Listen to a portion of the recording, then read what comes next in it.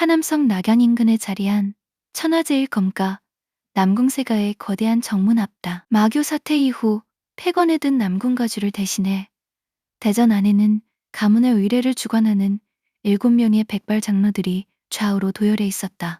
그래, 내 놈이 우리 가문의 지보이자 차기 가주인 연희와 평생을 약속하겠다고 온 무당에 도사라 이 말이냐?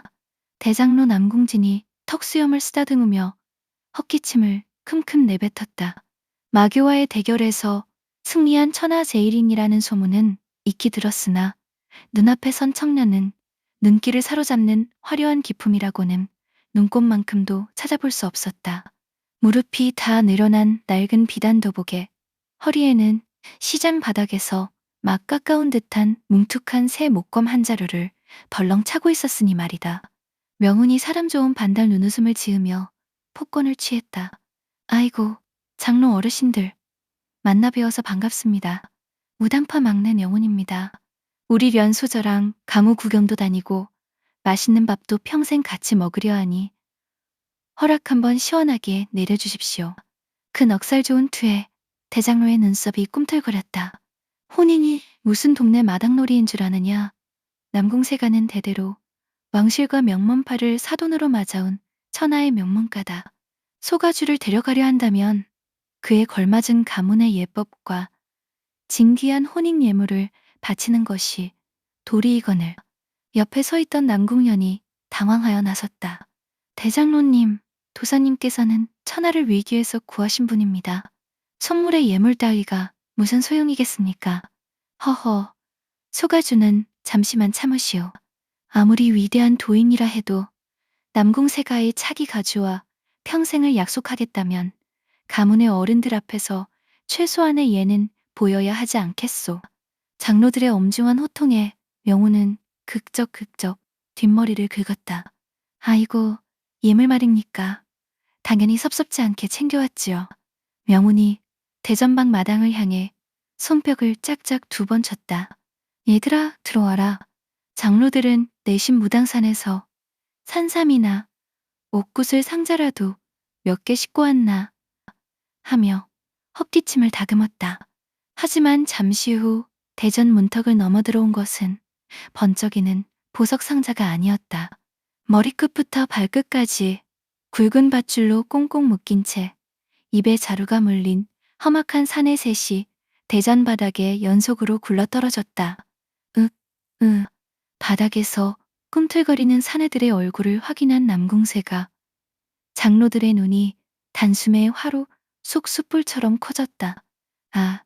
아니, 저놈은 3년 전 안희성 상단 10곳을 털고 도망친 농림 최악의 흉도 흑살기가 아니냐. 저 옆은 사천에서 우리 가문 검수 둘을 다치게 하고 잠적했던 독손 마녀잖아. 장로들이 자리에서 벌떡 일어났다. 하나같이 관아와 무림맹에서 현상금이 산더미처럼 걸려있고 남궁세가 와도 깊은 원한이 있던 악명 높은 사파 거두들이었다. 명운이 밧줄 끝을 발로 툭툭 차며 씩 웃었다. 아이고, 핫비 내려오는 길에 산길에서 길을 막고 삥을 뜯으려 하길래 가볍게 손 좀 봐줬습니다. 장인 어르신들 골칫거리라 들었는데 마당 청소하는 셈치고 예물 대신 받으십시오. 장로들의 턱이 덜덜 떨리기 시작했다. 하지만 명운의 황당한 예물 폭탄은 여기서 끝이 아니었다. 그가 품속에서 빗바랜 양가죽 책자 2권을 꺼내 대장로 남궁진의 앞쪽 탁자에 척하고 올려놓았다. 그리고 이건 마교규주 아저씨랑 엮여있던 혈영맹 비밀 아지트 털면서 챙겨온 건데요. 겉표지에 남궁 2글자가 적혀있길래 주워왔습니다. 대장로가 떨리는 손으로 책자를 펼친 순간 그의 숨결이 멈췄다. 이건 100년 전 선대 가족께서 잃어버리셨던 우리 가문의 전설적인 비급 제왕거명의 원본이 아니냐. 뭐라고요? 제왕거명 원본이라고요. 7 장로들이 체면 따위는 완전히 집어던진 채 탁자로 우르르 몰려들어 양가죽 책자를 어루만지며 탄섬을 질러댔다. 비단 수천 필이나 금괴 수만 양을 가져와도 결코 바꿀 수 없는 가문의 운명을 바꿀 무가 지보를 통째로 던져준 것이다. 명훈은 벙쪄있는 장로들을 향해 씩 눈웃음을 건넸다. 어떻습니까요, 어르신들. 이 정도 예물이면 우리 련소저 손잡고 밤낮으로 유람 다녀도 섭섭하지 않으시겠지요? 대장로 남궁지는 바닥에 묶인 사파 거두들과 제왕거명 비급을 번갈아 보더니 마침내 감격의 눈물을 뚝뚝 흘리며 명훈의 두 손을 덥석 움켜잡았다. 아이고, 사위님. 이 정도면 장로회가 무슨 명분으로 반대하겠소. 당장 내일이라도 혼례식을 올립시다.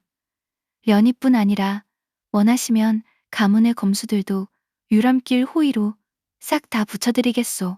아이고, 호의는 귀찮아서 사양합니다. 엄숙했던 남궁세가의 대전은 명운이 내민 상상 초월의 사이다. 예물 앞에 단숨에 열광의 도가니로 변했다. 남궁녀는 어이없어 하는 표정 속에서도 자신을 위해 가문의 오랜 수건까지 한 방에 해결해준 헐렁한 연인을 바라보며 세상에서 가장 행복한 미소를 지었다. 하남섬을 벗어나 남쪽으로 새사흘을 쉬엄쉬엄 내려오자 시야 끝없이 파란 물결이 펼쳐진 파양호의 넓은 수면이 두 사람을 맞이했다. 강호의 칼바람 대신 물 한 개 머금은 부드러운 봄바람이 코끝을 스쳤다. 호숫가 방투길을 따라 핀 노란 산수유꽃들이 명운의 눈처럼 하얀 도복 자락과 남궁년의 옥색 무복 자락 사이로 흩날리고 있었다. 아이고, 물 구경 한번 시원합니다. 쇳소리 안 들리고 결제 서류 냄새 안 나는 세상이 바로 극락이지요. 명운이 보침을 가볍게 고쳐매며 호숫가 모래밭의 널찍한 바위에 엉덩이를 걸쳤다. 그가 곁에 서 있던 남궁면을 쳐다보자 옥색 비녀를 꽂은 그녀는 잔잔하게 물결치는 호수를 바라보며 살포시 숨을 내쉬고 있었다. 과거 무림대 대회나 연합군 회의 자리에서 남궁 소가지라 불리던 그녀의 얼굴은 늘 한겨울 설산의 얼음장 같았다. 뼈대 깊은 모가 가문을 혼자 짊어지며 틈을 보이지 않으려 억지로 눈매를 가다듬고 살았던 탓이다. 허나 지금 봄꽃 밑에 서 있는 남궁년의 눈매에는 그 차갑던 도도의 벽이 눈 녹듯 사라지고 맑은 여유만이 가득했다. 명운이 바닥에 자라난 강아지 풀 한 줄기를 뚝 떼어와 남궁년의 기민 머리를 간지렸다. 소저, 무슨 생각을 그렇게 똘똘하게 하십니까? 설마 남궁본가에 남겨둔 제왕거명 비급 글씨체가 삐뚤다고 걱정하시는 건 아니지요? 남궁년이 간지러운 듯 고개를 젖히며 이숨을 터뜨렸다. 푸훗, 도사님은 참. 제가 이제 가문의 부태까지 신경 쓸 줄 아십니까? 그녀는 가볍게 바닥에 쪼그려 앉아 명운의 턱 밑을 빤히 올려다보았다. 그저 비현실적이라서요. 매일 아침 눈을 뜨면 건물을 추고 장로님들의 문책과 가문 재정이 적힌 장부만 내려다보던 제가 이렇게 들꽃 향기를 맡으며 도사님 곁에서 한가롭게 물 구경을 하고 있다는 사실이 꿈만 같습니다. 꿈은 무슨 꿈입니까? 꿈에서 깨면 대사형이 빗자루 들고 마당 쓸어할 텐데 그건 절대 안 됩니다. 명운의 엄살에 남궁년은 맑은 오금 같은 웃음소리를 호숫가에 흘렸다. 예전 같으면 체면을 지키셔야지요라며 눈꼬리를 치켜세웠을 그녀였지만 지금은 누구보다 명운의 헐렁한 농담을 즐기고 있었다. 도사님 덕분이야. 세상의 순리를 거스르지 않고 자연스럽게 흐르는 이 넉넉한 궤적 속에서 비로소 나라는 사람도 억지스러운 껍질을 벗고 숨을 쉴 수 있게 되었어. 남궁년이 바위에 앉은 명운의 옆자리로 훌쩍 엉덩이를 밀어붙여 나란히 앉았다. 그녀의 따스한 어깨가 명운의 헐렁한 도복 어깨 끝에 살포시 닿았다. 도사님, 제가 질문 하나 해도 되겠습니까? 아이고, 어려운 무공 이치만 아니면 10개도 받습니다. 만약 마교 교주와의 대결에서 도사님이 지셨거나 제가 남궁세가의 장모님들을 끝내 설득하지 못해 혼임이 어긋났다면 도사님은 어찌하셨을 겁니까? 남궁년이 살짝 짓궂은 눈빛을 반짝이며 물었다. 과거의 얼음벽 뒤에서는 감히 상상도 못할 사랑받는 연인만이 던질 수 있는 귀여운 투정이었다. 명훈은 헛기침을 킁킁 다듬더니 하늘을 한번 힐끔 쳐다보았다. 에이 소저, 제 소유유 보법이 왜 소유유인지 아십니까? 자연을 따라 얽매임 없이 논인다는 뜻 아니겠습니까? 맞습니다. 근데 그 보법이 밤중에 야반도주할 때도 아주 일품이거든요. 만약 남궁 가문 어르신들이 끝까지 반대하셨으면 제가 밤중에 옥상기와 밟고 들어가서 소저 옆구리에 끼고 냅다 들고 뛰었을 겁니다. 멋대로 야반도주라뇨. 가문 체면이 얼마나 떨어지겠습니까? 체면이 밥 먹여줍니까? 우리 연소저가 밥 먹여주지요. 남궁녀는 어이가 없다는 듯 눈을 흘겼지만 이내 참지 못하고 배를 잡으며 껄껄 웃기 시작했다. 그녀가 웃음 끝에 중심을 잃고 명운의 넓은 가슴팍으로 픽 쓰러지듯 안겼다. 명운의 단단하고 정교한 두 팔이 자연스럽게 남궁년의 허리를 감싸 안았다. 봄 햇살 아래 두 사람 사이를 가로막던 마지막 얼음 조각마저 완벽히 훈풍이 녹아내렸다. 참으로 못 당하겠습니다, 도사님. 남궁년이 명운의 가슴품에 이마를 기댄 채 나직이 속삭였다. 하지만 평생 도사님의 그 헐렁한 보법에 맞추어 같이 걷겠습니다. 아이고, 보폭 잘 맞추셔야 합니다. 조금 있으면 메모채 산적놈들이 술판 버려놓고 기다릴 텐데 거기서 늦으면 안주 다 뺏깁니다. 파야모의 맑은 물결 위로 두 연인의 정겨운 그림자가 하나로 겹쳐지며 강호 유람길의 가장 따스한 오후가 여유롭게 흘러가고 있었다. 하남성을 떠나 남쪽 산길을 따라 열흘을 굽이 돌자 산 중턱에 자리 잡은 농림 산채 맹호채의 커다란 목책문이 모습을 드러냈다. 명문이 산 밑으로 남궁령과 첫 하산할 때 나왔다가 맹호채를 구해내며 왁자지껄한 인연을 맺었던 바로 그 장소였다. 평소 같으면 산마적들의 거칠고 투박한 고성만 오갔을 산채 앞마당이 오늘만큼은 울긋불긋한 비단 청사초롱과 수십 개의 거대한 술통들로 발 디딜 틈 없이 꽉 차 있었다. 아이고, 신랑 신부 오셨소이다. 맹호채 체주 맹대호가 얼굴이 뻘겋게 달아오른 채 멧돼지 다리 구이를 흔들며 달려나왔다. 그의 뒤로는 천하 각지에서 모여든 하객들의 기상천외한 면면이 마당을 메우고 있었다. 한쪽 천막에서는 개방의 거지들이 소림사 공허 대사와 어깨를 동무한 채 쉰 목소리로 노래를 불렀고 다른 쪽에서는 화산파 백동영과 남공세가 검수들이 농민 산적들과 엉겨붙어 술잔을 부딪히며 팔씨름 대결을 펼치고 있었다. 정파의 체면도 사파의 격식도 완전히 걷어차버린 그야말로 강호의 큰 잔치였다. 아이고, 맹대호 양반, 산채마당을 아주 시장 바닥으로 만들어 놓으셨군요.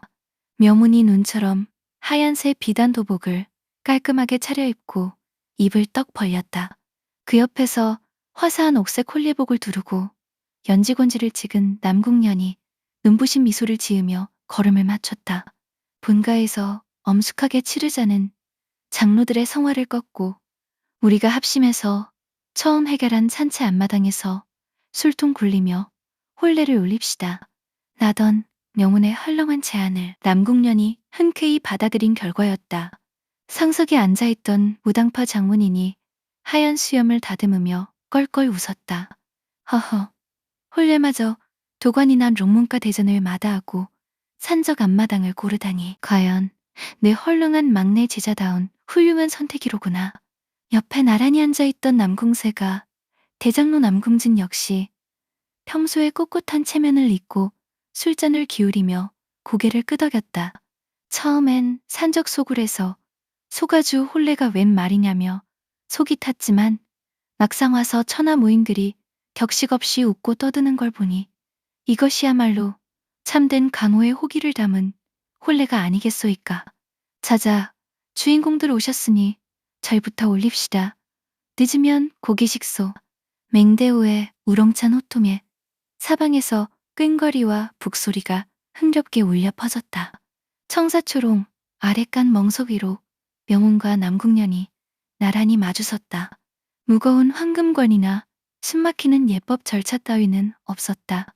그저 산바람이 불어오는 맑은 하늘 아래서 서로의 눈동자를 깊고 따뜻하게 바라볼 뿐이었다.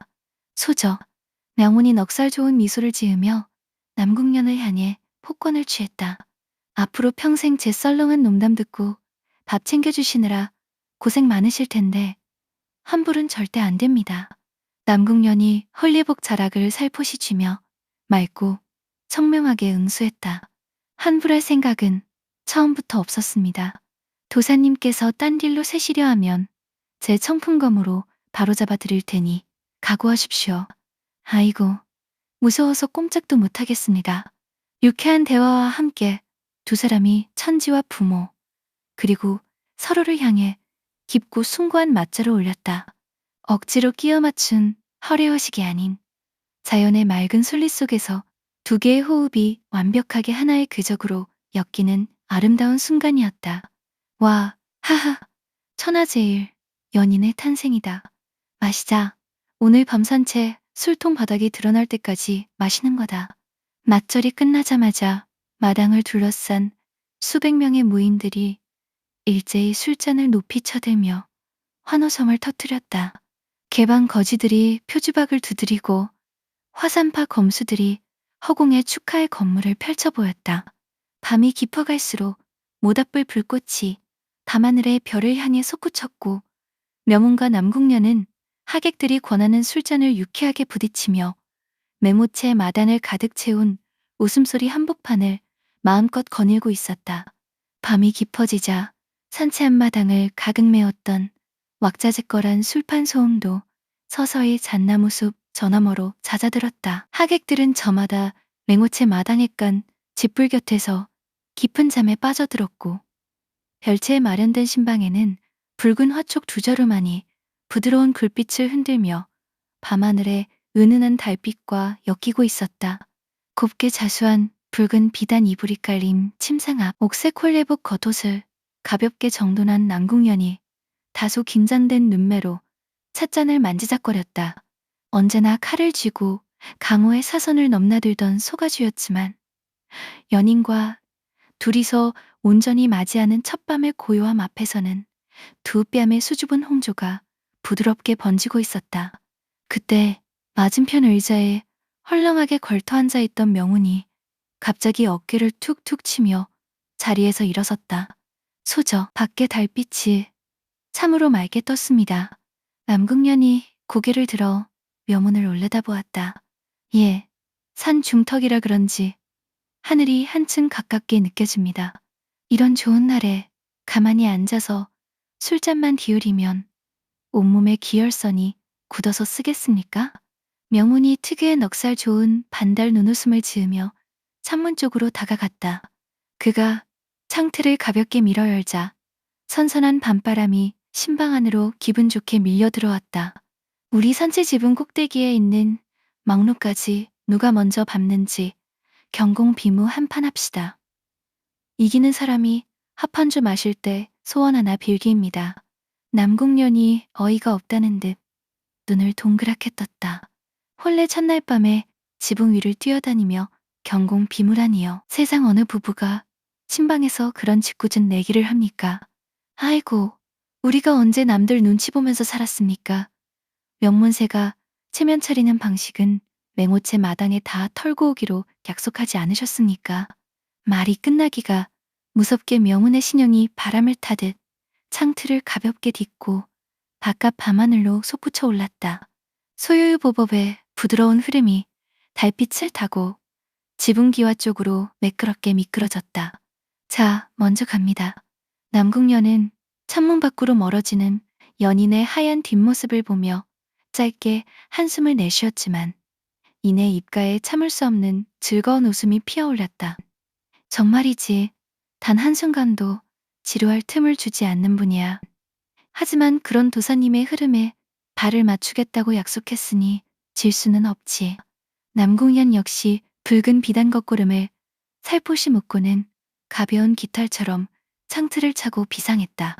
그녀가 펼쳐낸 이기어검의 유연한 보법이 별채의 처마 끝을 가볍게 스치며 명운의 궤적을 맹렬히 뒤쫓았다.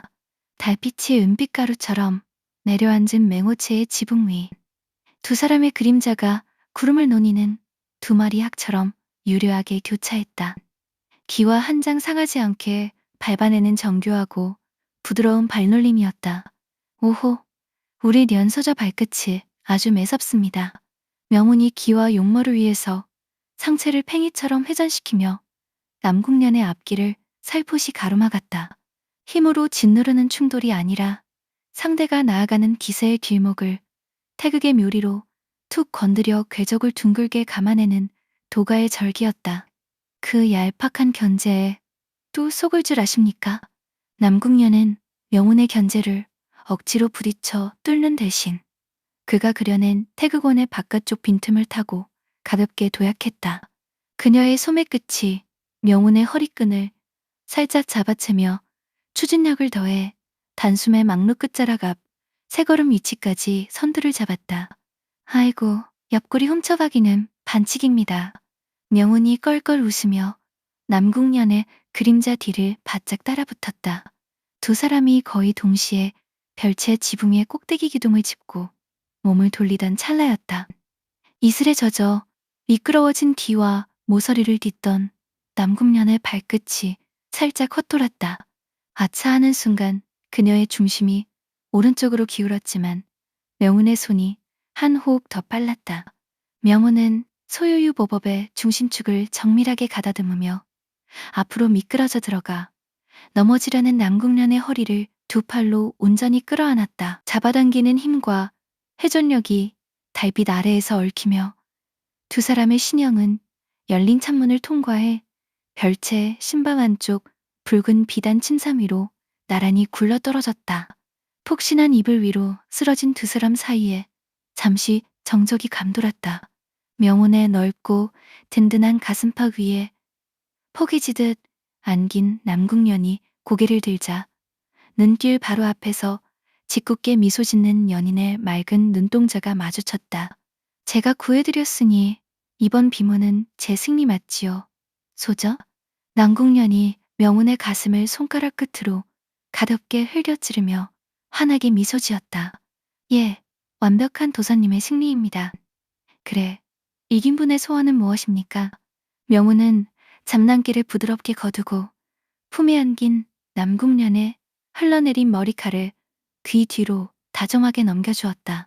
화촉의 붉은 불빛 아래서 사내의 온화하고 깊은 숨결이 남궁년의 뺨 위로 따스하게 내려앉았다.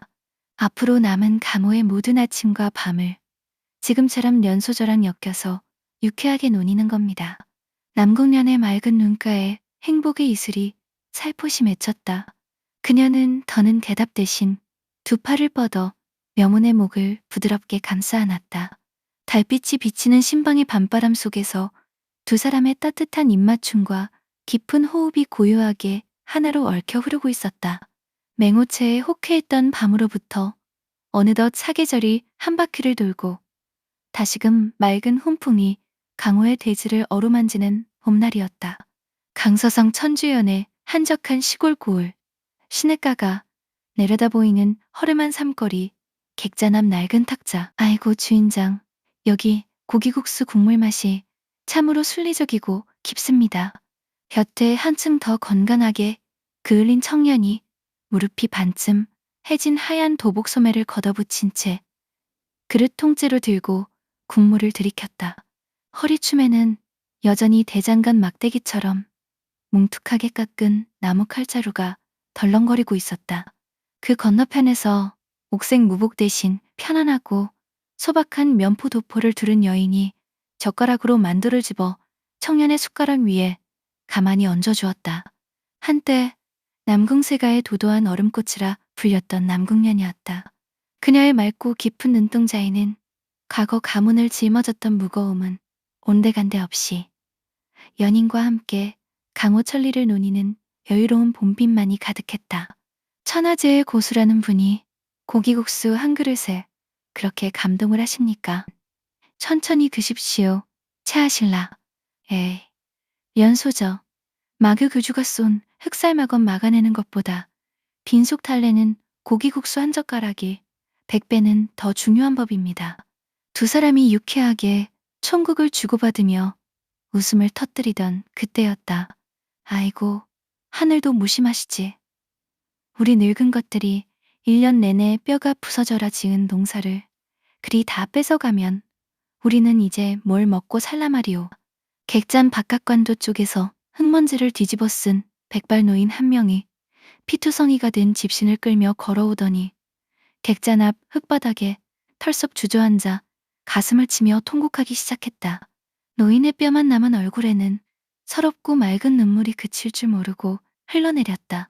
놀란 객잔 주인이 국제를 내려놓고 뛰어나와 노인의 어깨를 감싸 안았다. 아니, 영감님, 이게 무슨 일이라요? 며칠 전에 관부에 바칠 세금을 다 채워놓으셨다고 기뻐하지 않았소. 조세를 채우면 무엇하나 현령놈이랑 한패가 된 기련반 놈들이 오늘 아침에 벼랑간 들이닥쳐서는 무슨 놈의 길세니 호위빈이 억지를 부리며 쌀가마니를 모조리 수레에 싣고 가버렸네. 나가서는 내 아들놈의 다리까지 몽둥이로 부러뜨려 놓고 으흐크. 노인의 통곡 소리가 한적한 시골길을 슬픔으로 물들였다.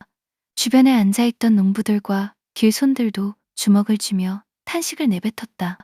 천주연 귀견방 놈들 횡포가 날이 갈수록 지독해지는구먼. 사마외도 삼류 잡배들이 혈련에게 뇌물을 바치고 고을 무렵에 노릇을 하니 우리 같은 힘없는 민초들이 어디 하소연할 곳이나 있나?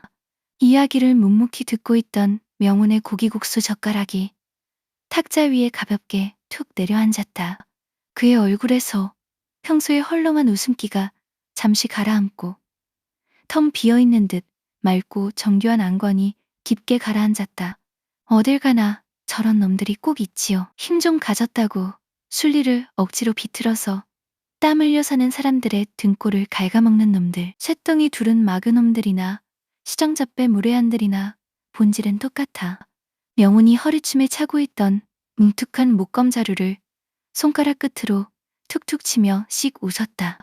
소저, 남궁녀는 명운이 무슨 말을 꺼낼지 이미 다 안다는 듯 젓가락을 가지런히 내려놓으며 차분하게 미소를 지었다.